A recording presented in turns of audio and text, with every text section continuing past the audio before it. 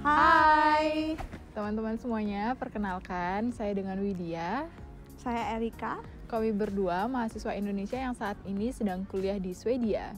Saya sendiri kuliah di Hovde University mengambil jurusan Cognitive Neuroscience. Dan saya kuliah di University of Gothenburg jurusan Innovation and Industrial Management. Hari ini kita akan ngobrol-ngobrol tentang Winter Blues. Yes, Winter Blues. Jadi saat ini di Swedia lagi winter ya. Jadi kelihatan di sini lagi ada salju. Akhirnya ada salju. Akhirnya. Ini bulan Januari ya. Kita rekam ini bulan Januari. Kita nunggu-nunggu salju dari bulan Desember nggak ada. Memang salju itu suatu hal yang seru ya, winter. Ya, apalagi buat anak tropis kayak kita. Pengalaman baru ya. Tapi ternyata di suasana winter ini ada kondisi yang namanya winter blues. Jadi nggak semua karena ini winter kita semua happy segala macam. Tapi ternyata ada kondisi yang juga bikin kita lelah, letih. Nanti kita ngobrol deh winter blues itu apa, oke?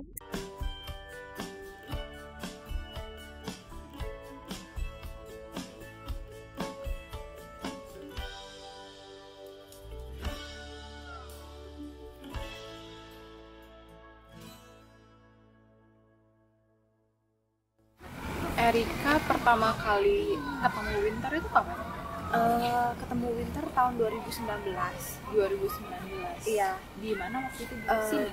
Enggak. Bukan. Di negara lain. Di negara lain. Norway. Ya, enggak sih. Sama aja. Ya, lebih dingin tapi. Ya, lebih dingin. Apa tuh yang dirasain pertama kali ketemu winter? Pertama kaget. Karena semuanya dingin, terus kemana-mana ribet gitu kan, harus pakai coat, harus berlapis-lapis. Dulu tuh waktu pertama ketemu winter masih berlapis sampai 4, sekarang lapis paling cuma 2, cuma sweater, coat, beres. Udah jago ya, udah adaptasi. Ya karena udah tahu juga kan, udah tinggal di sini beberapa lama. Berarti awal-awal ketemu winter tuh excited? Awal waktu pertama di Norway iya, terus waktu kesini, karena di sini kan winternya tuh hujan campur es, jadi licin, dan aku tuh nggak suka banget sama yang licin-licin. Terus cahaya matahari itu kurang, jadi tuh kayak males gitu, apalagi kalau bangun pagi-pagi. Mager. Ada kuliah jam 8, harus bangun misalnya jam 7 atau 6.30, ngeliat masih gelap banget. Itu udah males banget, aduh mau ngapa-ngapain males, apalagi keluar mau beli grocery juga, aduh udah males banget ya. Jadi bawaannya pengen diam aja gitu di rumah, nggak pengen keluar. Kadang-kadang tuh kayak tiba-tiba kayak pengen nangis tanpa sebab. Tanpa sebab, padahal nggak ada masalah, nggak ada apa, terus tiba-tiba pengen nangis aja, terus telepon orang tua, terus kayak yang moody kayak gitu. Tapi waktu itu sadar kalau ini kemungkinan besar dipengaruhi sama winter blues. Awalnya enggak. Awalnya bingung kenapa ya, kayak bingung. Nah, kalau Mbak Widya sendiri pernah ngalamin winter blues gitu nggak? Waktu itu aku belum sadar ini bentuknya salah satu dipengaruhi karena gelap dan winter blues ya. Aku berpikiran karena aku nggak punya kegiatan. Kan orang yang dulu biasanya punya aktivitas tiba-tiba disuruh diam di rumah itu juga ini. Jadi nggak tahu sama sekali. Tapi akhirnya googling atau nyari tahu, ternyata memang ada tuh kondisi spesifik di mana mood kita jadi turun, jadi gampang sedih, gampang nangis tanpa sebab, khusus di musim dingin atau di sini sih di winter, atau istilahnya orang cukup kenal istilahnya winter blues. Jadi winter blues itu apa ya? Oke, winter blues pas aku cari-cari informasinya, jadi emang penurunan suasana hati ya secara umum itu karena ada pengaruhnya sama cuaca. Kenapa sih cuaca itu bisa bikin kita merasa sendu, terutama karena gelap. Berasa kan makin ngerasa sedih atau merasa nggak mau ngapa-ngapain ketika gelap. Tapi begitu ada matahari, rasanya tuh lebih happy. Dan itu tuh terjadi di winter mengapa? Mungkin itu ya orang-orang kasarnya orang bule gitu, kalau misalnya ke Bali atau ke Indonesia tuh nyarinya matahari, sedangkan orang Indonesia pada bingung, ini ngapain sih orang panas-panasan gitu ya. Tapi ternyata kita baru menyadari matahari itu berharga ketika kita sampai di Swedia. Jadi suka matahari gak sih? Iya banget, malah sekarang ngebayangin Bali terus aduh pengen di sana jemur-jemuran, padahal dulu kayaknya panas pakai payung, pakai body lotion apa segala macam. Iya, jadi ada pengaruhnya ternyata antara udara yang gelap itu dengan perubahan mood kita. Salah satunya itu di dalam tubuh kita kan ada melatonin, itu yang sel di kulit kita. Jadi itu nanti pengaruhnya akan panjang sama jam biologis kita, karena kan jam biologis kita tuh udah ngerti, oh kalau gelap istirahat. Jadi ketika tubuh kita tiba-tiba ada gelap, dia itu bawaannya pengen istirahat, pengen tidur, pengen males-malesan. Cuman kan di sini matahari cuma ada 5 jam dalam 24 jam. Gak mungkin kan kita 19 jam begeleran gitu, kan pasti pusing juga kan. Nah itu, jadi banyak faktor sih, tapi salah satunya faktor cahaya matahari yang kurang, gelap, suasananya itu bikin mood kita jadi berubah. Terus ada faktor lain nggak selain kayak cahaya kayak gitu, apa dingin juga ngaruh?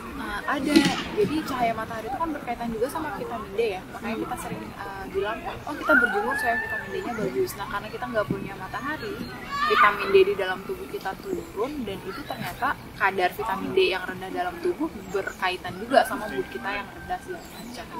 Itu jadi vitamin D itu berfungsi untuk ngatur zat-zat kimia di otak kita juga supaya dia kadarnya oke, jadi kita bisa berfungsi optimal. Tapi ternyata karena nggak ada matahari, tubuh kita nggak dapat vitamin D, makanya kita moodnya juga kacau. Oke, jadi winter blues itu ciri-cirinya seperti yang udah disebutkan Erika sama kita tadi ya, pastinya ada penurunan mood. Jadi kita yang awalnya biasa-biasa aja itu jadi turun moodnya, jadi malas-malas ngapain ya. Terus yang kedua bahkan bisa sampai tadi Erika nangis tanpa sebab. Ya, awalnya tuh kadang kita mikir kayaknya kita homesick ya, tapi anehnya begitu winter lewat, masuk ke spring, kita udah nggak homesick lagi. Iya. Kita lupa sama keluarga lagi. Lupa sama keluarga, langsung happy lagi. Jadi sebenarnya bukan karena homesick aja ya, jadi memang mungkin homesick, tapi emang itu suka nangis tanpa sebab. Terus yang ketiga, pada beberapa orang kadang ada overthinking. Kamu suka overthinking?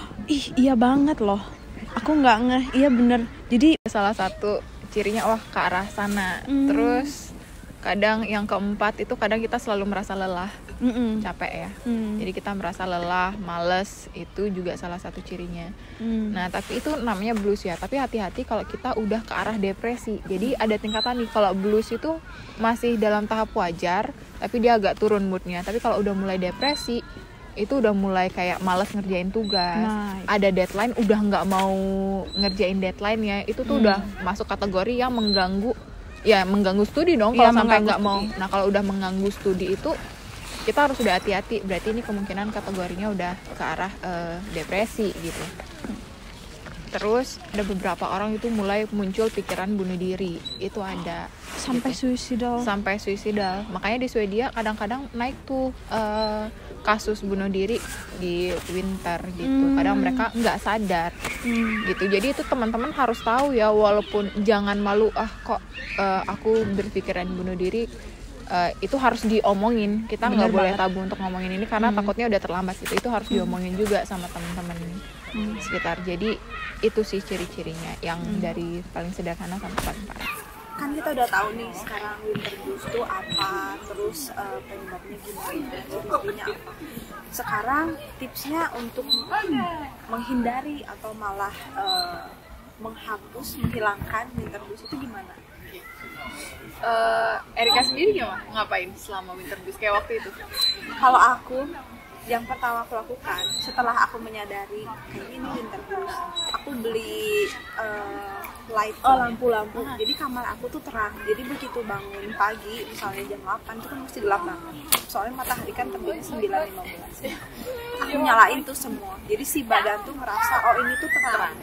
Jadi aku terbiasa. Terus kayak misalnya udah jam 4-an itu aku dimatiin semua. Jadi si badan tuh udah pokoknya jadi udah terbiasa. Terus memang dan aku pun telat banget minum vitamin D actually. Jadi aku baru ngambil vitamin D itu sekitar 2 minggu yang lalu, dan itu tuh pada saat aku tuh bener-bener lemes banget, terus merasa kayaknya aku harus ambil vitamin D. Kalau aku emang segera vitamin D sih, karena tau gak sih kalau misalnya orang Indonesia tuh walaupun dia sukanya matahari, di Indonesia tuh sering ada matahari, kadar vitamin D kita terlalu rendah. Jadi cuman kalau di sini mungkin kita nggak bisa cek lab sembarangan ya. Kalau di Indonesia bisa coba dicek vitamin D kadarnya berapa. Jadi emang aku sendiri rutin minum vitamin D itu kalau di Swedia nanti ada rekomendasi dari di sini apa ya istilahnya, nanti kita tulis ya, itu kayak badan kesehatan yang ngurusin makanan di Swedia itu ada rekomendasinya minum vitamin D itu kalau nggak salah 10 sampai 20 mikrogram. Ada kondisi-kondisinya dan itu memang direkomendasikan tiap hari. 10 sampai 20 mikrogram per hari. Makanya sadar gak sih kalau seandainya kita udah mau winter di apotek itu pada diskon-diskon kan, vitamin D atau segala macam, atau ditaruh di depan apotek gitu atau karena emang rata-rata orang pada beli gitu. Tapi kalau seandainya nggak minum vitamin D bisa banget dapat dari makanan, contohnya ikan. Kan di Swedia tuh khas ya salmon apalagi Gothenburg ya, Gothenburg Port City, jadi itu juga sumber vitamin D yang oke. Cuman memang dari makanan itu kan kita nggak selalu tiap hari makan ikan kan, walaupun di Gothenburg banyak ikan, jadi tetap dianjurin sih yang namanya minum vitamin D itu. Sama yang kedua biasanya jalan-jalan keluar. Kita beruntung sih sebenarnya di Swedia itu banyak alam ya. Jadi kayak ini aja itu ada taman, dan walaupun dalam situasi pandemi kayak gini nggak terlalu ramai. Mungkin winter blues juga tahun ini jadi makin berat karena corona. Jadi karena kalau ketemu teman itu kita bawaannya lebih happy kan. Iya. Ketemu manusia itu kayak lebih ketemu orang Indonesia biasanya kita suka masak-masak, makan-makan. Tapi karena situasi gini kan nggak bisa, jadi itu juga makin membuat kita menghadapi winter blues jadi lebih susah. Dan satu lagi nih Kak, tips untuk menghadapi winter blues yang sebenarnya sering dilakukan orang Swedia tapi mungkin bagi orang Indonesia belum cukup familiar. Olahraga, jadi orang Swedia itu suka banget olahraga. Di musim winter mereka tetap lari ya. Oh iya bener banget. Mereka tetap lari, mereka tetap main sepeda. Bahkan ada beberapa orang yang melakukan winter sport ya, jadi ski segala macam. Orang Indonesia can't relate. Kita mau lari di musim kayak gini, tapi itu harus dilakukan. Karena kalau misalnya kita bergerak, mungkin teman-teman yang suka olahraga pasti tahu deh, kadang olahraga itu bisa meningkatkan hormon happy kita. Kamu pernah coba olahraga? Belum. Sebenarnya ski, cuman kan karena masih belum jago, masih cuman sliding kan. Iya, itu orang Swedia tuh tetap olahraga ya. Tetap olahraga di musim dingin. Mereka tetap lari, tetap sepeda, karena itu juga salah satu cara mereka untuk keep healthy gitu. Baik inside atau outside-nya. Jadi physically atau mentally mereka juga terjaga. Yang penting kita tahu dulu, memang ada nih kondisi winter blues, terus salah satunya bisa ya itu tadi pakai vitamin D, konsumsinya sesuai dengan rekomendasi. Terus yang kedua bisa pakai lampu.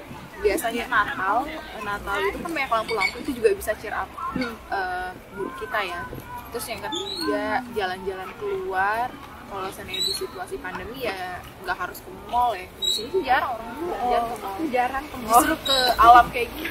Jadi alam terbuka ya, jaga jarak atau sama keluarga atau sama teman. Kalau seandainya aku kan sama keluarga, kalau Erika misalnya sama teman ya selalu sama teman itu aja. Jalan-jalan di nature, jadi lebih sama ini sih penting kalau kita cari bantuan ya. Kalau seandainya kita memang udah merasa down banget. Di kampus mereka ada kan ya, ada call center, apa ya sih? Itu tuh kayak support center, consultation something. Jadi ada. Jadi yang bisa kita hubungi kalau memang kita merasa butuh bantuan. Dan kesehatan mental itu penting karena apalagi kalau udah kita dapet winter blues, terus jadinya depresi gitu, misalnya lebih dari, kalau setahu aku lebih dari seminggu perasaan yang sama itu tuh udah kategori mild depression. Jadi jangan sampai winter blues berubah jadi kayak mild depression terus malah makin jadi kayak gitu. Jadi jangan menganggap sedihnya ini karena kurang kuat kali. Jadi kan karena awal-awal kita ngerasa itu lemah ya, masa gini doang sedih gitu ya.